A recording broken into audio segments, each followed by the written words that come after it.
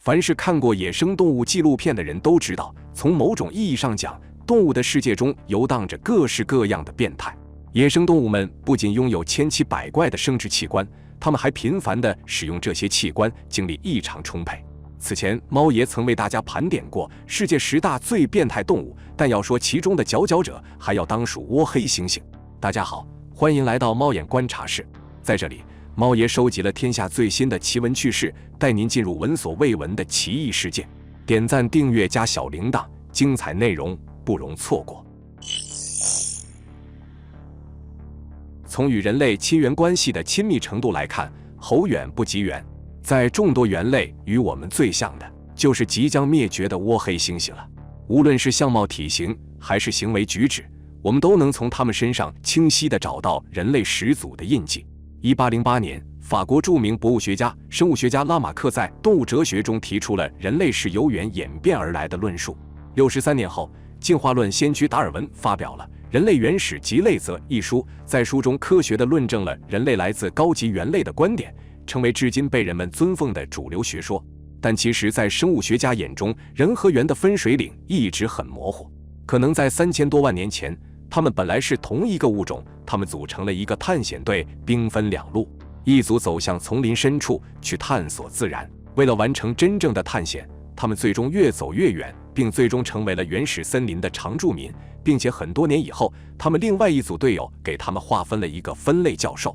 而另外一个小分队可能更聪明，他们并没有去探险，而是走向了视野更好、更安全、资源更丰富的地方，学会了使用工具，并逐步走向了食物链的顶端。很多年以后，他们将自己定义成人。即使几千万年过去了，依然很容易发现倭黑猩猩与人类的相似之处，特别是在温和淡定的性情方面，它们充分体现了高级生物的社会属性。而维系这一切的核心力量，竟然是动物生命的本能——交配。不过，交配在倭黑猩猩中起到的作用远远大于人类，甚至地球上所有动物。在人类社会，交配是隐晦的，是夫妻关系的润滑剂，而社会矛盾靠的是道德的束缚和法律的制约。但对于倭黑猩猩而言，无论是杀父之仇还是夺妻之恨，只要一次交配就可以化干戈为玉帛。交配行为像是整个社会矛盾的润滑剂，他们的每一次的相遇都可以说是三生有幸。不管是人类社会还是动物社会，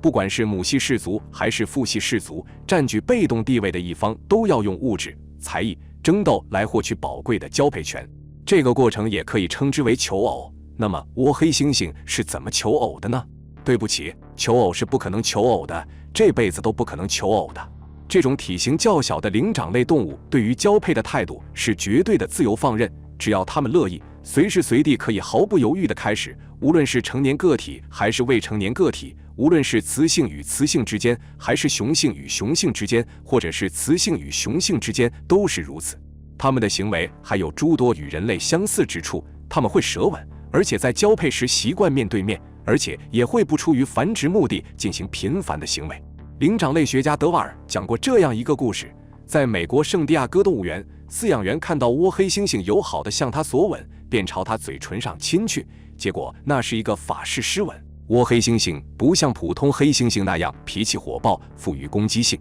在他们的世界里，和谐相处是基本常态，不太会出现其他猿类常有的暴力冲突。雄性倭黑猩猩并不那么迷恋种族权力与家族地位，他们更向往平和安详的生活。人类的近祖倾向于使用权力来解决交配问题，而倭黑猩猩则是用交配来解决权力问题，这就巧妙地避免了群族间的无谓杀戮。大部分群居动物，比如大象、斑鬣狗等，在雄性成熟以后，雄性会离开群族，以避免近亲繁殖的情况。走入新群体的雄性必然会成为地位最低的个体，他需要在新群体里面拼实力、熬资历，在逐步获得地位后才能得到一些交配权。雄性离开原来的群族去新群族，是去跟新群体里的雄性争夺交配权这一宝贵的资源的，因此不受欢迎，甚至产生摩擦和杀戮是必然的。倭黑猩猩则聪明得多，他们的情况恰恰相反，在他们的群族中，是雌性成熟后离开群体并进入新家庭，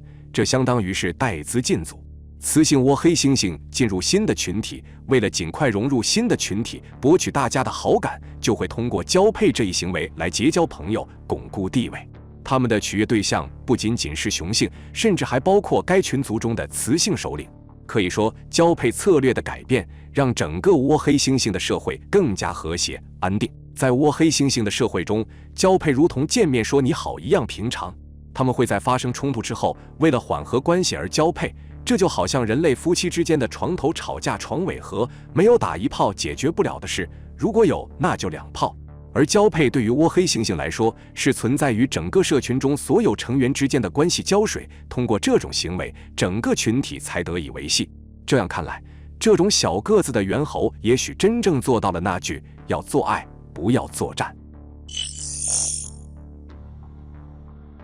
倭黑猩猩之所以可以肆无忌惮的交配，跟雌性很难怀孕有很大关系，毕竟一般雌性怀孕期间都是不会交配的。雌性倭黑猩猩每5到6年才会怀孕一次，孕期为8至9个月，每胎只产1只幼崽，哺乳期约为1到2年。这些都与人类高度相似，甚至猩猩妈妈也会操心儿子的终身大事，帮助儿子求偶。科学家们在观察野生倭黑猩猩群体时，发现了一个有趣的现象：雌性倭黑猩猩会将自己的儿子带到心仪的儿媳妇面前，然后保护他们在交配时不受打扰，甚至还会将其他雄性赶走，以免打扰到儿子和儿媳妇的约会。在倭黑猩猩家族中，母亲帮助儿子求偶，以及在儿子交配时提供必要的帮助是非常常见的。而且科学家发现，倭黑猩猩妈妈为了让自己儿子得到交配机会，会拆散其他雄性交配，将自己的儿子带到雌性身边。通过研究发现，